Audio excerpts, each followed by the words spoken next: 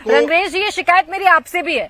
आपके नेता संभल पर बोलते हैं, आपके नेता अजमेर पर बोल रहे हैं, आपके नेता देश में हो रही हर एक घटना पर अपना बयान दे देते हैं जहां मुसलमान वाला शब्द फिट करना होता है, लेकिन जब खुलकर उनसे बांग्लादेश के हिंदुओं पर सवाल पूछा जाता है तो खामोशी साध लेते हैं। नहीं, खामोशी तो नहीं है। उन्होंने कहा कि अगर बांग्लादेश में इस तरीके की कोई बात हो रही है तो हम उसको कंडेम करते हैं। हिंसा का, चाहे भारत की बात हो चाहे कहीं पर भी हो, अगर कहीं हिंसा होती है तो उसको हमारी पूरी पार्टी और बैरिस्टर असदुद्दीन ओवैसी साहब उसको कंडेम करते हैं। मगर ये जो बांटने और काटने की बात जो हो रही है इस देश में, हम कह रहे हैं कि अनेक है तो अखंड है, इंसाफ है तो इंडिया सेफ है।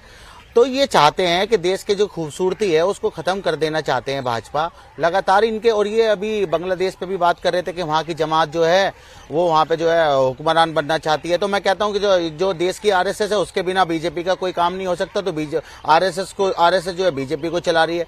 तो ये तरीका है। मगर जो आज सदन में सब लोगों ने भी कहा कि भाई चर्चा होनी चाहिए, तो चर्चा क्यों नहीं हुई, ये भी एक बहुत बड़ी बात है। फिर हमारी भारत सरकार का स्टैंड, जब हम शेख हसीना जो वहाँ की प्रधानमंत्री थी उनको लाके यहाँ पे अपने मुख्य अतिथि बना के उसको यहाँ रख रखा है, और हमारी केंद्र सरकार जो हमारे विदेश मंत्री है जयशंकर साहब, वो क्यों बात नहीं कर रहे वहाँ के विदेश मंत्री से?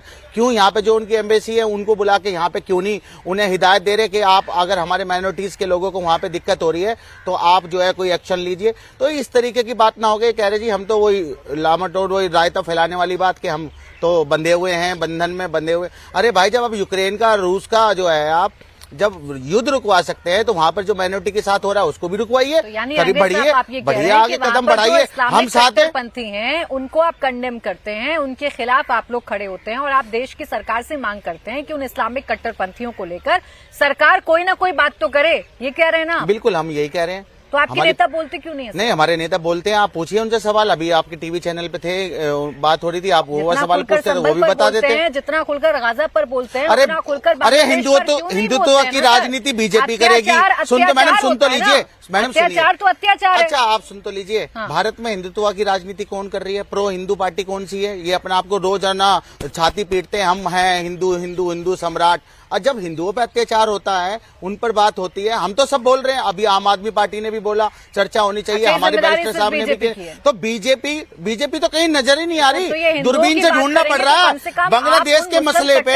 देखिए मैडम, प्राची जी, आप नहीं हो सकते हैं। प्राची जी, मैं क्या कह रहा हूँ, धार्मिक या मजहबी नहीं हो सकते अगर आप किसी पर ऐसा अत्याचार करेंगे। मैं दूरबीन से ढूंढ रहा हूँ इस मुद्दे पर कहीं कोई चर्चा हो, मगर भाजपा की तरफ से कोई चर्चा नहीं हो। सब यहाँ पर चर्चा के लिए तरे। बस एक मिनट, बहुत देर से इंतजार कर रहे हैं। अच्छा बोलिए। दोस्त, ज्यादा दूर मत जाओ। बंगाल के अंदर हमारे नेता सड़कों पर हैं और खड़े होकर प्रोटेस्ट कर रहे हैं शुभेंदु अधिकारी के साथ मिलकर। बाकी सारे नेता खड़े हैं। जरा एक प्रोटेस्ट आपके यहाँ से भी हो सकता है। ये तो देश की बात है, ये देश के हिंदुओं की बात है। और ऐसा मत सोचिए ना, आज से 400 साल पहले तो आप भी, अरे आज से 400 साल पहले आप भी हिंदू थे सर। जोन में आप 400 साल पहले तो आप भी उसी धर्म को मानते थे। बांग्लादेश के जो एम्बेसी है उस पर। अच्छा चलिए ठीक है, ये बड़ी बात कह रहे हैं। AIMIM प्रोटेस्ट करना चाहती है अंबर जैदी जी, और वो चाहती है कि बांग्लादेश के हिंदुओं के अधिकार जो है वो सुरक्षित रहें। अब इससे ज्यादा सौहार्दपूर्ण माहौल तो हो नहीं सकता है। इनसे जरा पूछ लीजिए, शाहीन बाग के लिए जगह जगह जब बने थे, कहाँ से प्रदर्शन, किससे परमिशन ली थी तब? तो या संसद में जब गाजा को आप जय फलस्तीन कर रहे थे तब किससे परमिशन ली थी? सबसे बड़ी सवाल ये है प्राची कि जो लोग बटेंगे तो कटेंगे का विरोध कर रहे हैं और जो आज बांग्लादेशी हिंदुओं के समर्थन में आकर खड़े हुए, ये सरासर राजनीतिक है, क्योंकि दिल्ली में चुनाव आ रहे हैं। सिर्फ ये राजनीतिक हिंदू बने हुए हैं, इनको इससे ज्यादा कोई भी हिंदुओं से सरेकार नहीं है। भाई साहब, उंगली आप नीचे कर लीजिए, पहले मुझे अब बात रखने दीजिए। सबसे बड़ी बात यह है कि अगर इनको वाकई में बांग्लादेश और पाकिस्तान के हिंदुओं से इतना प्रेम होता तो ये CNRC का विरोध नहीं करते और ये नहीं कहते कि अगर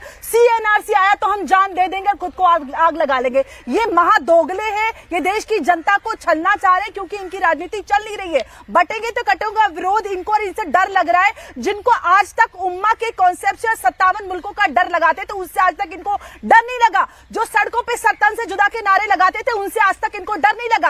आज इनको बटेंगे तो कटेंगे से डर लग रहा है। हम सब हिंदू मुस्लिम सब एक साथ है, ये दूसरे शब्दों में आ गया। ये एक राजनीतिक नारा है, उसका आप खुद मतलब निकालकर देश को की जनता को आप वर्गला रहे हैं, भटका रहे हैं। और सबसे पहले अगर आप हिंदू, बांग्लादेशी हिंदू और पाकिस्तान के समर्थन में CA पर आप उतारिए, आप कहिए कि CA और NRC देश में लागू होना चाहिए और बिना किसी कट ऑफ डेट के लागू होना चाहिए, तब मैं मानूंगी कि आप बांग्लादेशी हिंदू और पाकिस्तान के समर्थन में, वरना आप दोगली और झूठी राजनीति करते हैं।